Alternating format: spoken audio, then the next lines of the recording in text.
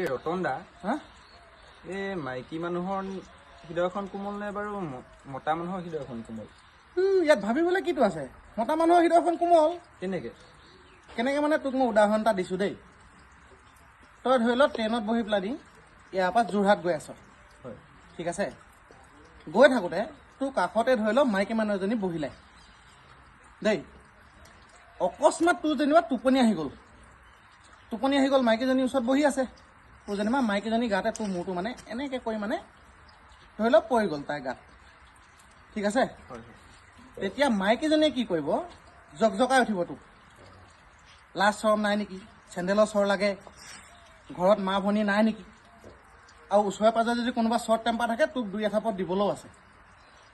হয় নে নহয় কথাটো হয় বাৰু সেই একেটা কাহিনী যদি ছোৱালীজনী টোপনি আহি যায় বাই চান্স দেই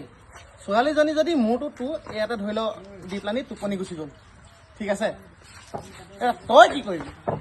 মইতো তেতিয়াহ'লে যোৰহাটত নমা ঠাইত মই ট্ৰেইন য'লৈকে যায় তালৈকে গুচি যাম ভিডিঅ' চাই আছে কিন্তু তহঁতৰ ঘৰটো ৰতন দা এনেকুৱা নকৰিব নহয় ভিডিঅ' চাই আছে এইটো গ'লেই কৈ দিয়ক